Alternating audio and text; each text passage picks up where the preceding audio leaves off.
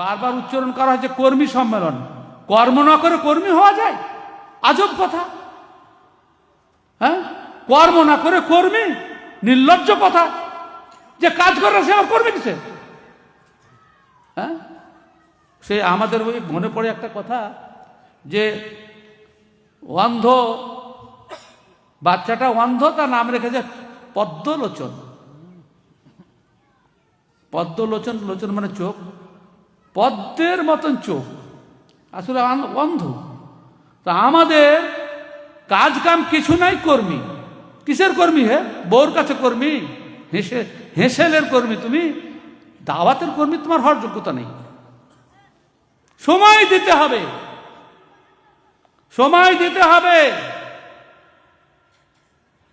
এই বুড়া অবস্থাতে সকালে বেরিয়ে যায়, একাধিক দিবান, বেশিরভাগ এটাই যে রাত্রি 12টা 1টায় ফিরি। আলহামদুলিল্লাহ, আল্লাহ রাব্বুল আলামিন ধৈর্য সহকারে এ যাবৎ আলোচনা শোনার তৌফিক দিয়েছেন। জ্ঞান যা অর্জন করব বিভিন্ন প্রান্ত থেকে, বিশেষ করে দিনের জ্ঞান, প্রত্যেকটা জ্ঞান সম্পর্কে কিয়ামতের দিন জবাব দিতে হবে।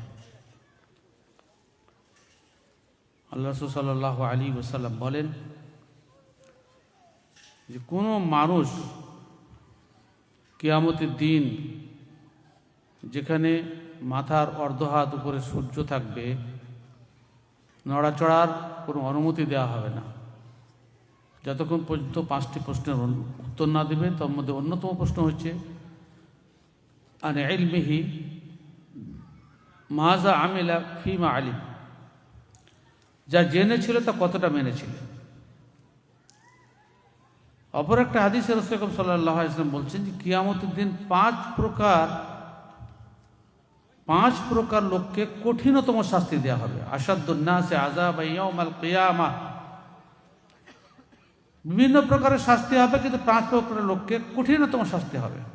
তার মধ্যে অন্যতম ব্যক্তি হচ্ছে ওয়া আলিমুল লা ইয়ানতাফিউ বিইলমিহি, কোনো ব্যক্তি কোনো বিষয় সম্পর্কে সঠিক ধারণা অর্জন করলো এবং সেটা নিয়ে আমল করলো না, জেনে থাকলো, মানল না। তো দুটি বিষয় আপনাদের সামনে বললাম। কর্মী সম্মেলনে সে যা শুনলেন, জানলেন অজানা বিষয়, কিয়ামতের দিন আপনি যতক্ষণ না এর উত্তর দিবেন যে তুমি যা জেনেছিলে কতটা মেনেছিলে, এটা সতর্ক থাকবেন। আর 2 নম্বর হচ্ছে কিয়ামতের দিন ওই সমস্ত ব্যক্তিদেরকে কঠিনতম শাস্তি দেওয়া হবে যারা নিজের জ্ঞান অনুযায়ী আমল করে না। আল্লাহ তাআলা নিজে বলেন ইন্নামা ইয়াখশাল্লাহা মিন ইবাদিহিল উলামা, প্রকৃত অর্থে আল্লাহ তাআলাকে তার বান্দাদের মধ্যে যারা প্রকৃত জ্ঞানী তারাই আল্লাহকে ভয় করেন। তো আল্লাহর ভয়ে অর্জিত জ্ঞান অনুযায়ী আমল করা, এটা একটা ঈমানি দায়িত্ব, শাস্তি থেকে এবং প্রশ্নের সম্মুখীন হতে বাঁচার জন্য। আলোচ্য বিষয় আজকে হচ্ছে দিন প্রতিষ্ঠার ব্যাপারে, ব্যক্তিগত জীবনে দিনকে বাস্তবায়িত করার বিষয়ে ইসলামের অর্থের ব্যাপারে কি বলে, অর্থ খরচের ব্যাপারে কি বলে। এ মর্মে সূরা সাফের একটি গুরুত্বপূর্ণ আয়াত আপনাদের সামনে তেলাওয়াত করেছি। তাতে আল্লাহ তাআলা বলছেন, তোমাদেরকে কি এমন একটা ব্যবসার সন্ধান দেব না, যে ব্যবসা তোমরা যদি করো তাহলে তুনজিকুম মিন আযাবিন আলিম, তোমাদেরকে যন্ত্রণাদায়ক শাস্তি থেকে রক্ষা দেবে। সে ব্যবসাটা কি? প্রথম নম্বর হচ্ছে তুমিনুনা বিল্লাহ, আল্লাহ কথার প্রতি বিশ্বাস। আল্লাহ মিথ্যা কথা বলেন না। ওমান আসদাকু মিনাল্লাহি হাদিসা, আল্লাহর চাইতে সত্যভাষী আর কে হবে? আল্লাহ অঙ্গীকার ভঙ্গ করেন না। ইন্নাল্লাহা লা ইউখলিফুল মিআদ, তিনি অঙ্গীকার ভঙ্গ করেন না। দুটি গুণা বলে আল্লাহ তাআলা, কেউ যদি মনে করে যে আল্লাহ তাআলা অঙ্গীকার ভঙ্গ করেন অথবা আল্লাহ মিথ্যা কথা বলেন, তাহলে সে তো মুমিন থাকবে না। সুতরাং আল্লাহ তাআলার প্রতি বিশ্বাস রাখবে, আল্লাহর কথার প্রতি বিশ্বাস রাখবে। এবং তুজাহিদুনা ফি সাবিলিল্লাহি বিআমওয়ালিকুম, আল্লাহর পথে মেহনত করবে, সংগ্রাম করবে, আল্লাহর কথাকে বাস্তবায়ন করার জন্য শ্রেষ্ঠ হবে। সর্বপ্রথম মাল, বিআমওয়ালিকুম, মাল খরচ করো, নিজের মাল খরচ করো, আর তারপরে সময় দাও। তুমিনুনা বিল্লাহি ওয়া রাসূলিহি ওয়া তুজাহিদুনা ফি সাবিলিল্লাহি বিআমওয়ালিকুম ওয়া আনফুসিকুম, নিজের মাল খরচ করো এবং সময় দাও।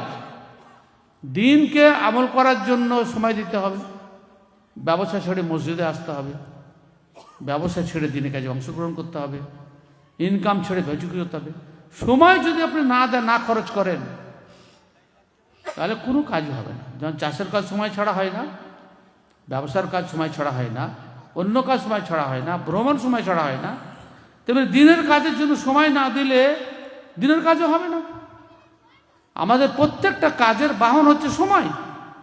সময় না থাকলে আপনি কি কাজ করবেন? তো দিনের কাজের জন্য সময় দিতে হবে। আমার কাজ আছে, যেতে পাবো না, হবে না দিনের কাজ, আপনাকে সময় দিতে হবে। দুটোই ফরজ। এবং কিয়ামতের দিন প্রশ্ন করা হবে, অন্যতম প্রশ্ন, যে তাকে যে সময় দেওয়া হয়েছিল সে কোথায় খরচ করেছে। নিঃসন্দেহে আল্লাহ রাব্বুল আলামিন আমাদেরকে 60, 65, 70 যা বয়স দিয়েছেন, আমাদের বাল্যকাল এবং কৈশোরের অবস্থা বাদ দিয়ে বাকি যে সময়টা, এই প্রত্যেকটা সময় সম্পর্কে আল্লাহ তাআলা জিজ্ঞাসা করবেন, কোথায় তুমি খরচ করেছো। বিষয়টাকে ভালো করে বুঝেন। সময় দিতে হবে, অর্থ খরচ করতে হবে। সাহাবায়ে কেরামদের মধ্যে এই দুই বৈশিষ্ট্যই পূর্ণমাত্রায় বিদ্যমান ছিল। তারা সময় দিয়েছেন, অর্থও খরচ করেছেন আল্লাহ তাআলার সন্তুষ্টির জন্য। শুধু একটা হুকুম, একটা নির্দেশ, যে ফালিওয়াল্লিগু শাহিদুল গায়ব, যারা আজকের এই আলোচনাতে উপস্থিত আছো, যা শুনলে, যারা শুনেনি তাদের কাছে পৌঁছে দিবে। এই একটা আদেশ পালন করতে গিয়ে সাহাবায়ে কেরাম মক্কা মদিনার এলাকা ছেড়ে গোটা পৃথিবীতে ছড়িয়ে পড়েছিলেন। যারা জানে না তাদের কাছে পৌঁছাতে হবে। এবং তাদের সংখ্যা কত জানেন? 1,34,000। 10,000 সাহাবীর কবর মাত্র সৌদির মাটিতে বিদ্যমান, বাকি সারা পৃথিবীতে ছড়িয়ে পড়েছিলেন। দস্ত দস্ত है दरिया भी न छोड़ा हमने, बहरे जुल्मात में दौड़ा दिए घोड़े हमने। ইকবালের কথা অনুযায়ী পাহাড় পর্বত সমুদ্র নদী কিছুই তারা ভ্রুক্ষেপ করেননি। আল্লাহ রাসূলের একটাই নির্দেশ, যারা জেনেছ, যারা জানে না তাদের কাছে পৌঁছে দাও। ফালিয়াবাল্লিগু শাহিদুল গায়ব। তো সে কাজটা কি এমনি হয়েছে? নিজের পয়সা খরচ করেছেন, তবে তো সফর সম্ভব হয়েছে। খাবার বানতে হয়েছে, সমস্ত কিছু নিরাপত্তার জন্য যা কিছু নেবার নিতে হয়েছে। দিনের পর দিন, রাতের পর রাত সফর করেছেন। আর আজকে আমাদের সে সুযোগ সুবিধা নেই, কিন্তু নিজের জেলা, নিজের ব্লক, নিজের থানা, নিজের এলাকাতে আমরা দাওয়াতের কাজ করতে গিয়ে আমাদের প্রথম কথা মনে পড়ে যে আমি আজকে যাব, তা আমার আজকে উপার্জনের অবস্থাটা কী হবে, আমার চাষের অবস্থাটা কী হবে, ব্যবসার অবস্থাটা কী হবে। এইসব ভেবে দিন প্রতিষ্ঠা করা যাবে না।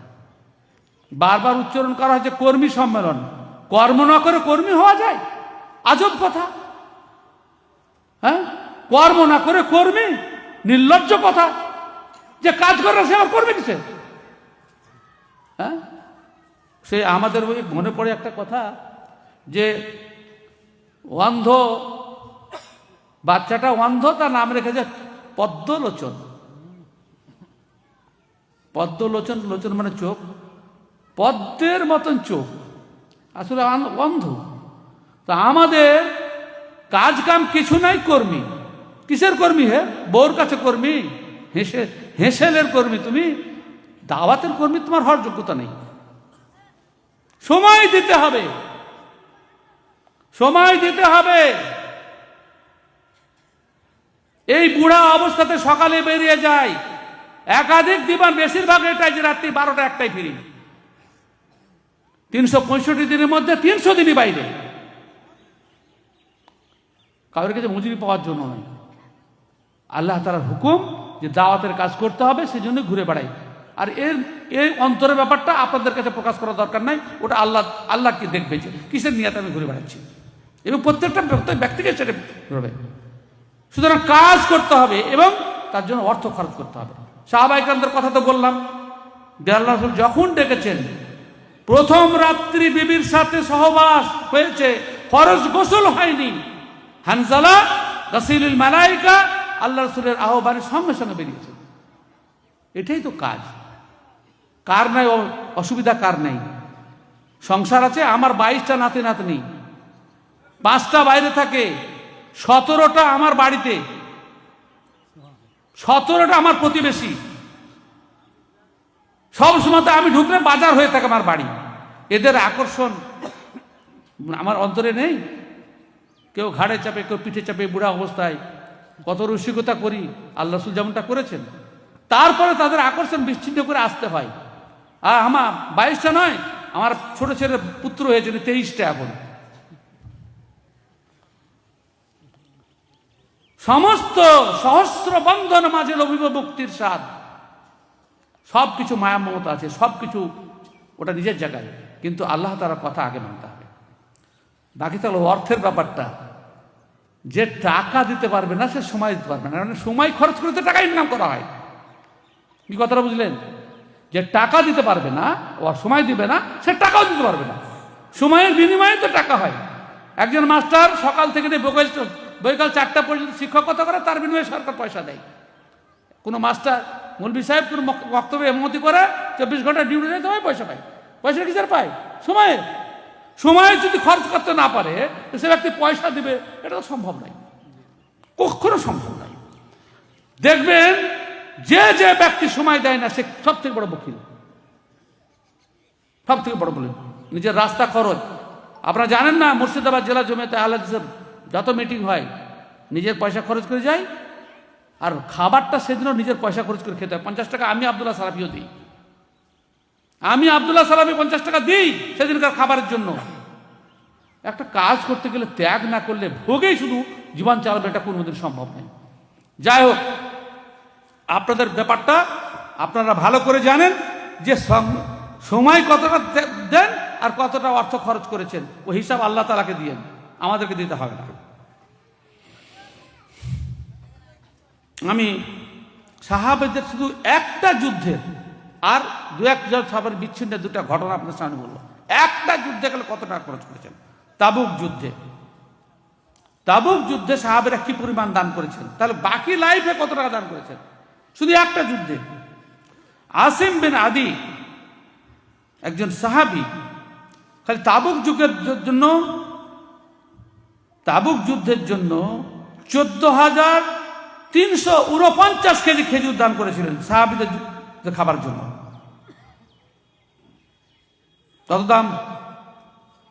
কত দাম? এখন 300 টাকা কেজি যদি মিনিমাম দামটা ধরা হয়, তাহলে কত হয়? হ্যাঁ, কত দাম? 14,350 কেজি, প্রায় 5-6-7-8 লক্ষ টাকা দাম। একজন সাহাবী দান করছেন, যার সম্পদ আব্দুর রহমান বিন আওফ প্রচুর টাকা দান করেছেন। তার মধ্যে তার এমনি ব্যক্তিগত জীবনে 40,000 দিনার দিয়ে একটা জমি বিক্রি করেন, যেটা দিনের কাজে সম্পূর্ণটাই খরচ করতেন। তার আমি বর্তমান মূল্য নির্ধারণ করেছি ক্যালকুলেটরে। আজকে দেখলাম গুগলে যে আজকে সোনার দাম কত, সেই দিকে আমি বসে বসে ওটাই করছিলাম। 11,72,00,000 টাকা আজকের দিনের মূল্য। 11,72,00,000 টাকা দিনের কাজ করার জন্য বিক্রি করেন, এবং টোটালটাই দিনের কাজে খরচ করে দেন। আসে মিলানি বলে আল্লাহ রাসূলের পেটে মৌলবীরা টাকা চাই, আল্লাহ রাসূলের পেটে পাথর বাঁধা ছিল, খাইনি, আর মৌলবীরা খালি টাকা চাই।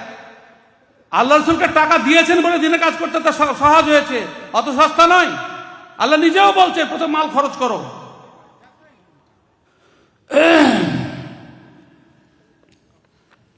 শুধু এটাই নয়, 22 কেজি সোনা দান করেছিলেন। 22 কেজি সোনা, বুঝতে পারছেন? 22 কেজি সোনার দাম কোথায়? 60 লক্ষ টাকা আজকের বর্তমান বাজার হিসাবে। এটা তাবুকের যুদ্ধে 22 কেজি সোনা। আরে বোর কাছে 4 ভরি 5 ভরি 6 ভরি সোনা আছে, দিনের কাজ জন্য 1 ভরি দান করি, সে মানসিকতা তো নাই। 22 কেজি সোনা দান করেছিলেন, যার বর্তমান মূল্য আমি আজকের দর বলছি আনন্দবাজার পত্রিকার অনুযায়ী 28 কোটি 60 লক্ষ টাকা। এটা খেলে আসেম বিন আদিল, আরো দান আছে কয়েকটা, ওটা আর আমি উল্লেখ করছি না। ওসমান গনির দান দেখেন, তিনি 5.5 কেজি সোনা দিয়েছিলেন, যার বর্তমান মূল্য হচ্ছে 7 কোটি 1 লক্ষ 50 হাজার। আজকের বাজার মূল্য কে জানেন? 1 কোটি 30 লক্ষ টাকা 1 কেজি সোনার দাম আজকের বাজারে। 5.5 কেজি দান করছেন 7 কোটি 1 লক্ষ 50 হাজার। ওই যে ঘর থেকে রেখেছিলেন সেখানে বসে বসে লিখলাম থেকে। এছাড়া ওসমান গনি রাদিয়াল্লাহু তাআলা আনহু 35,000 দিরহাম দিয়ে 35,000 দিনার দিয়ে মানে মদিনাতে যখন মুসলমানদের জন্য মিষ্টি পানি পান করার ছিল না, নিজে কিনে দেন। কাউরে তো উপকার করতে জানেন যে একটা গরিব মানুষ টিউবওয়েল বসিয়ে দেয়। 35,000 দিরহাম দিয়ে তিনি সেই কূপটা কিনে দেন। হ্যাঁ, 1 কোটি 22 লক্ষ 25 হাজার, বুঝলেন, টাকা। আর তালহা যেটা করেছেন, যেটা দাম, ওটা আমি 35,000 হিসাব করিনি, 35,000 অনুমান করবেন। তালহা রাদিয়াল্লাহু তাআলা আনহু ওসমানের কাছে ঋণ নিয়েছিলেন 50,000 দিরহাম, যার বর্তমান মূল্য হচ্ছে 1 কোটি 22 লক্ষ 25 হাজার। তালহা দিতে না পারে সবটাই মাফ করে দেন, সবটাই মাফ করে দেন, ছেড়ে দেন 50,000 দিরহাম। আমরা তো পাশের গরিবের মানুষের দিকে তাকাই না, তাহলে কি করে হবে? দিন এমনি প্রতিষ্ঠা হবে? তালহা রাদিয়াল্লাহু তাআলা দিতে পারলেন না, তো সবটাই ছেড়ে দিলেন, যা। আর শুধু ঋণ তো দিতেও চাই না, ঋণও দিতে চাই না, এ তো ঋণ দিয়েছে টোটাল মাফ করে দিয়েছেন। আপনি জানেন যে 7 প্রকার লোককে আল্লাহ তাআলা আরশের নিম্নে জায়গা দেবেন, তার মধ্যে ওদের নাম জানেন, কিন্তু একটা লোককে অন্য হাদিসে আছে যে ব্যক্তি ঋণ দিয়ে ঋণ ছেড়ে দিল তাকে আল্লাহ তাআলা আরশের নিম্নে জায়গা দেবেন। তাহলে 8 প্রকার লোককে জান্নাতে দেবে আল্লাহ, আরশের ছায়া যেদিন কোনো ছায়া থাকবে না সেটা দেবে। তো ওই একবার সফর করছি তো এসি টিকিট না হলে চলতে পারি না, এসি গাড়ি নাই চলতে পারি না। আর কিয়ামত কত হবে? 50,000 সানা, 50,000 বছরের সমান লম্বা দিন। কোরআনের ভাষা এটা,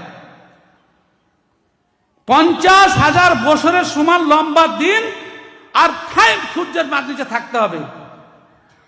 যে টাকা এখানে ভালো কাজে খরচ করেছে তার কয়েকটা আছে, তার মধ্যে একটা হচ্ছে যে ঋণ কাউকে দিয়েছে, যে ঋণ মাফ করে দিয়েছে, সেও আরশের ন্যায় ছায়া। একটু সামান্য 2 ঘন্টার সফর করবে, এসি টিকিট না হলে যেতে পারবো না। কোনো বক্তা এরকম করছে যে আমি এসি ছাড়া চলতে পারি না, আমি এসি ছাড়া চলতে পারি না। কিয়ামত দিন কি হবে?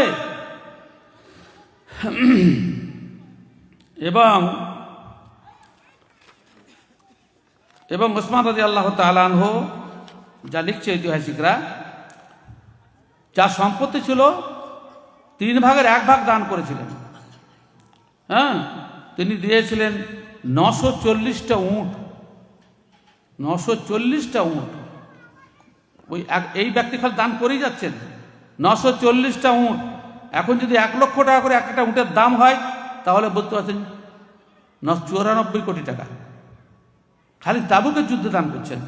100টি ঘোড়া, 50,000 তো 5 লক্ষ টাকা। আরো কত যে দান করেছেন তার ঠিক নাই। এর পরেও ঐতিহাসিকরা লিখছেন যে এত দান করার পরেও তিনি যখন মারা যান, তো বর্তমান পৃথিবীর বিল গেটস, যার সম্পত্তির পরিমাণ সব থেকে বেশি, 4 চাইতে 10 গুণ বেশি সম্পত্তি ছেড়ে যান ওসমান রাদিয়াল্লাহু তাআলা।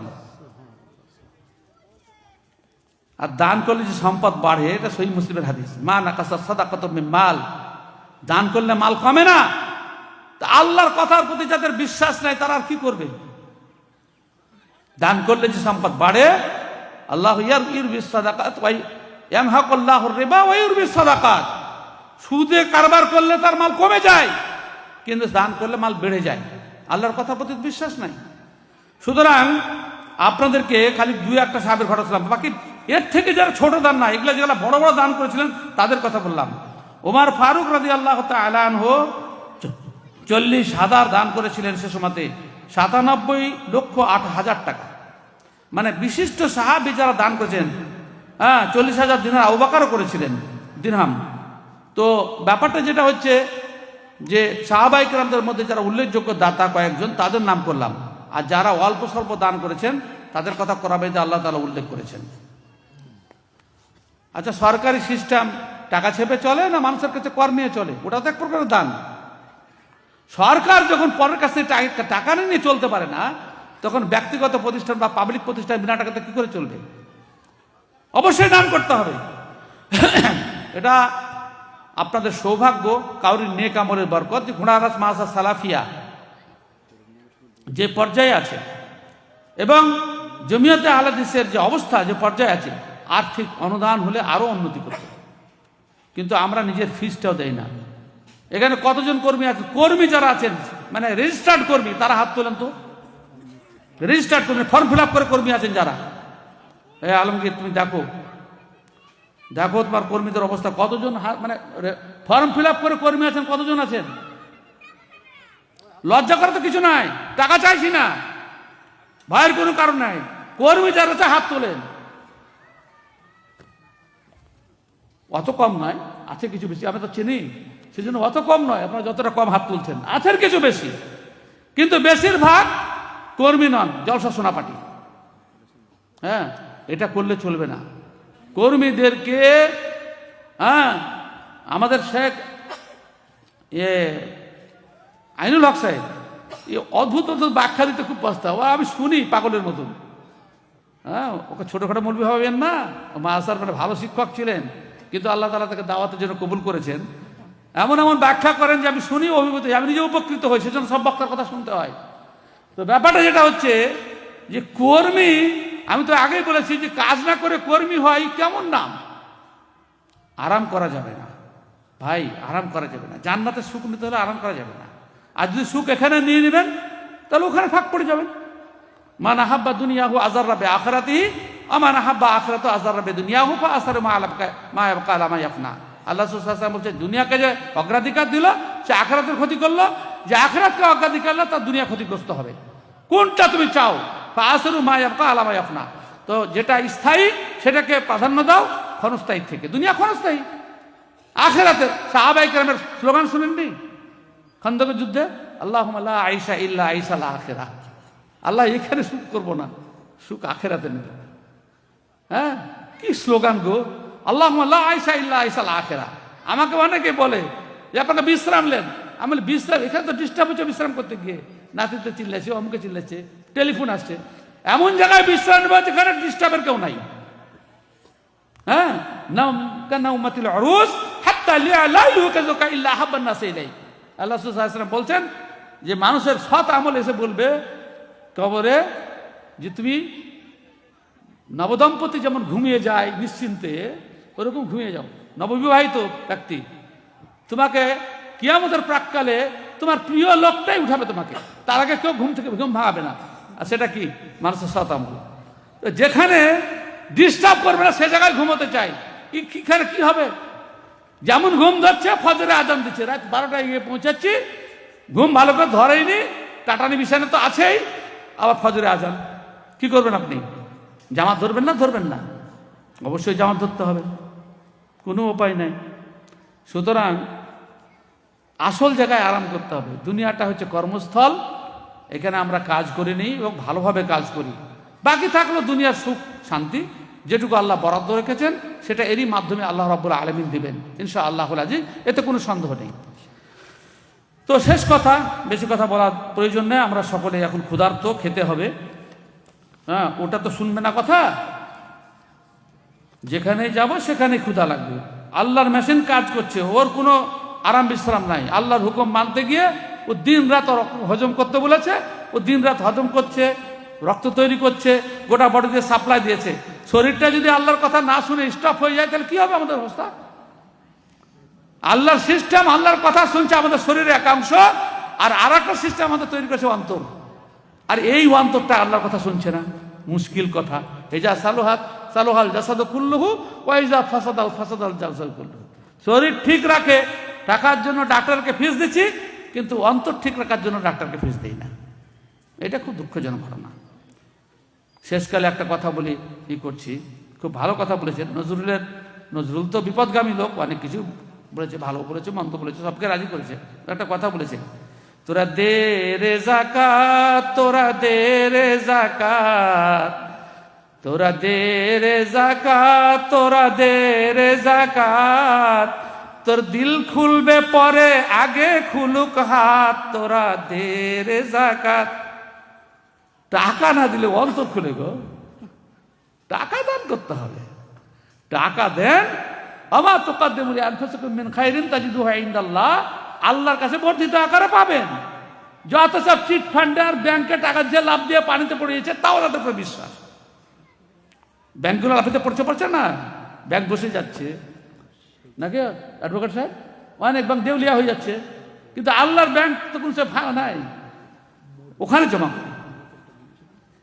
এখান থেকে আমার বক্তব্য শেষ করছি। আল্লাহ রাব্বুল আলামিন উত্তর 24 পরগনার একটা ঐতিহাসিক জেলা, হ্যাঁ না কালেকশন করতে আসেনি, হ্যাঁ এত ওয়াজ করার জন্য কাজ কিছু লিপ করলাম, তারপরে আমার নিজের কথা বলতে হবে। টাকা যার যা পকেটে আছে দিয়ে চলে যাবে, ও কেমন কথা?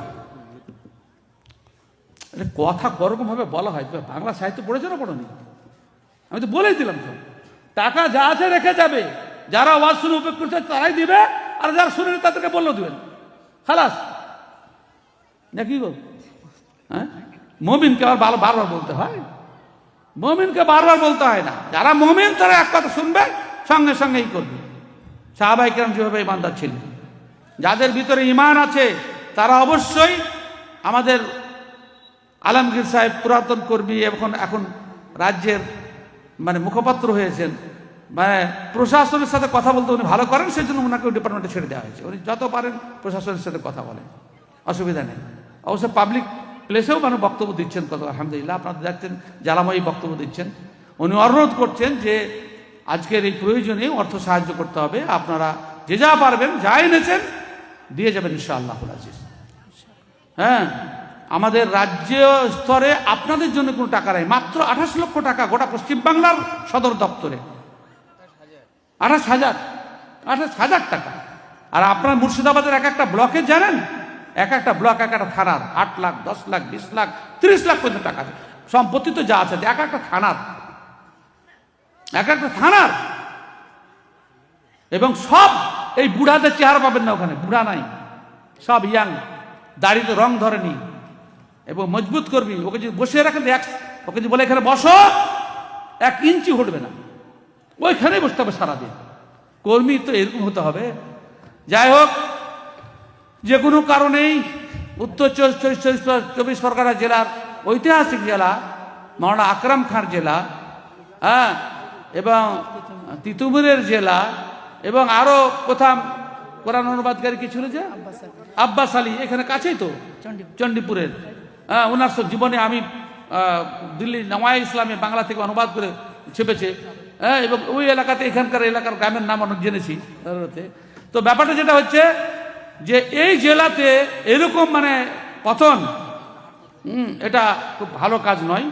আশা করছি এরপরে আমাদের রাজ্যের সাথে পরামর্শ করে কর্মী সম্মেলন করবে, আমরা খুঁটিনাটি জানবো, তথ্য জানবো, তারপরে কর্মী সম্মেলন করাবো। এখানে অনেক কিছু আমরা ঘাটতি দেখছি। আল্লাহ রাব্বুল আলামিন আমাদেরকে ক্ষমা করে দেন, আমাদেরকে ধৈর্য শক্তি দেন, এবং যে কিছু অভাব আছে সেগুলোকে আল্লাহ পূরণ করে দেন। এই একজন কাপড় চোপড় নিয়ে যাও না, আপনারা সব দিয়ে দেবেন ইনশাআল্লাহ।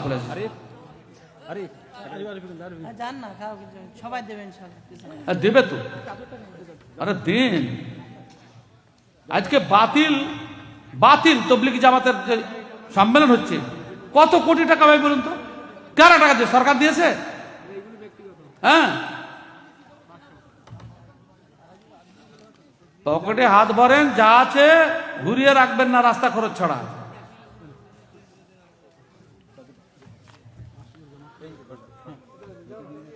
2-4 মিনিট খালি পয়সা দেওয়া পর্যন্ত, তাও আবার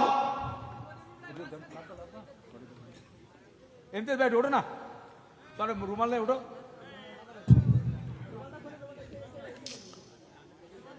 আরে শুনো, আল্লাহ বলছেন আল্লাহুল গানি ওয়া আনতুমুল ফুকারা। আল্লাহ হচ্ছে মহাধনী আর তোমরা হচ্ছে ভিখারির জাত, আমি না দিলে খেতে পাবে না, আল্লাহ বলছেন। এত সত্ত্বেও এই ভিখারিদের কাছে আবার ঘুরে টাকা চাইছেন আল্লাহ তাআলা। মান ইউকরিজুল্লাহ কারজান হাসানা, আল্লাহকে কে উত্তম ঋণ দিবে? যে মহাধনী তিনি লজ্জা করছেন না। সিস্টেম আল্লাহ শিখাচ্ছেন বান্দাদেরকে যে আমি চাইছি, তা তোমরা কেন চাইতে পারবে না? কোরআনে বলেন তো কত জায়গায় চাওয়ার কথা আছে, আল্লাহ কত টাকা চেয়েছে? হ্যাঁ, কত টাকা চেয়েছে? তো দিনের জন্য টাকা চাওয়া লজ্জার কথা নয়। আল্লাহ রাসূল চেয়েছেন, আল্লাহ চেয়েছেন। হ্যাঁ, পার্টির জন্য চাঁদা চাইছে লোক, আরো ঝামেলার জন্য টাকা চাইছে, তো দিনের জন্য টাকা চাইতে হবে না? এটা লজ্জার কাজ নাকি? লজ্জার কাজ নয়, বরং বড় সওয়াবের কাজ। মাইয়াশফা শাফাআতান হাসানাতান ইয়াকুল লাহু নাসিবুম মিনহা। ভালো কাজ করার কেউ যদি অনুরোধ করে, আর সেই অনুরোধে যদি কোনো মানুষ ভালো কাজ করে, তো যে ব্যক্তি কাজ করবে সমান নেকি পাবে। টাকা যে চাইছে, টাকা যারা কালেকশন করছে, দাতাদের সমান নেকি পাবে। আলহামদুলিল্লাহ। সুতরাং আপনারা যে যা পারবেন দেন। হ্যাঁ, আব্দুল্লাহ সালামিকে দিতে হবে না, সংগঠনকে দেন, যাতে কাজ ত্বরান্বিত হয়। এবং উত্তর 24 পরগনা জেলার লোককে আমি আগেই বলেছি, আমাদের আলমগীর প্রায় বলে যে আমাদের এখানে আলেমের অভাব। আলেমের কারখানা খুলে দেওয়া হয়েছে। এখানে উত্তর 24 পরগনার ছেলেকে বেশি উপকৃত হতে হবে, বাইরের ছেলে নয়। বাইরের ছেলে তো আসবে, কিন্তু উত্তর 24 পরগনার প্রত্যেকটা গ্রামে এত লোকাল কারখানা থাকা সত্ত্বেও যদি আলেম তৈরি না হয়, কিয়ামত দিন ছাড় পাবেন না। ব্যাটার বাপেরা ছাড় পাবেন না, এটা মনে করে রাখেন। সুম্মা লা তুসআলুন্না ইয়াওমাইযিন আনিন নাঈম। আল্লাহ তাআলা কোরআনে সূরা নাহলে বলেন, আল্লাহু জাআলা লাকুম মিন আনফুসিকুম আজওয়াজা ওয়া জাআলা মিন আজওয়াজিকুম হাফাদাতান ওয়া বানিন ওয়া রাযাকাকুম মিনাত তাইয়্যিবাত আফাবিল বাতিলি ইউমিনুনা ওয়া বিনি'মাতিল্লাহি হুম ইয়াকফুরুন। আল্লাহ তোমাদের মধ্যে থেকে তোমাদের বিবিকে তৈরি করেছে, আর তোমাদের বিবির মাধ্যমে আল্লাহ তোমাদেরকে বেটা দিয়েছে, পোতা দিয়েছে, এবং পবিত্র সুস্বাদু খাবার আল্লাহ সরবরাহ করেছেন। তোমরা বাতিলের প্রতি ঈমান আনো আর আল্লাহর কথাকে অমান্য করো, এটা কি করে হয়? বেটা দিয়েছে আল্লাহ, বেটাকে ডাক্তার ইঞ্জিনিয়ার হওয়ার লোক মেলা আছে। আপনারা ভালো আলেম তৈরি করেন, ভালো আলেম তৈরি করেন। আলেমের অভাব, আকরাম খানের মতো আলেম তৈরি হোক। আকরাম খান বই পড়তে গেলে ডিকশনারি খুলে বসতে হয় পাশে মৌলবীদেরকে। আর হ্যাঁ, যারা ইতিহাসকে যারা ভুলে যায়, শক্তি সিন্ধু মাঝে রহিয়াও শক্তি পেল না যে, মরিবার পূর্বে জানিও মরিয়া গিয়াছে সে। ইতিহাস মাওলানা আকরাম খান, হ্যাঁ, তিতুমির, মানে আব্বাস আলী, যা করে পশ্চিম বাংলার বুকে প্রথম কোরআন তফসির লেখেন। আর সেই উত্তর 24 পরগনা একটা কথা আছে, একটা ভালো আরবি কবিতা আছে, ভালো একটা আরবি কবিতা আছে উত্তর 24 পরগনা, ভালো করে শুনেন। মানিফতাখারা বিআবাইন মাযাউ সালাফান, মানিফতাখারা বিআবাইন মাযাউ সালাফান কুলনা সাদাকতা ওয়ালাকিন বি'সা মাউলিদু। হ্যাঁ, যে গর্ব করে যে আমাদের পূর্বপুরুষ ভালো ছিল, মাওলানা আকরাম খান ছিলেন, অমুক ছিলেন, তমুক ছিলেন, বলে তুমি সত্য কথা বলছো, কিন্তু ওদের যে সন্তান তারা খুব জঘন্য। হ্যাঁ, ওদের সন্তান যারা তারা খুব জঘন্য। আগে আরবি কবি বলছেন, মানিফতাখারা বিআবাইন মাযাউ সালাফান কুলনা সাদাকতা ওয়ালাকিন বি'সা মাউলিদু ফাখালাফা মিন বাদিহিম খালফুন আযাউস সালাতা ওয়াত্তাবাউশ শাহাওয়াত ফাসাউফা ইয়ালকাউনা গায়্যা। যাই হোক, আল্লাহ রাব্বুল আলামিন আমাদের মেহনতকে কবুল করেন। আসরের সময় হয়ে গেল, হ্যাঁ, খাবার দাবার করতে হবে এর আগে। এই বলে আমার কথা শেষ করছি। আস্তাগফিরুল্লাহ লি ওয়া লাকুম ওয়া লিসাইরিল মুসলিমিন ওয়া আখিরু দাওয়ানা আলহামদুলিল্লাহি রাব্বিল আলামিন। আসসালামু আলাইকুম ওয়া রাহমাতুল্লাহ।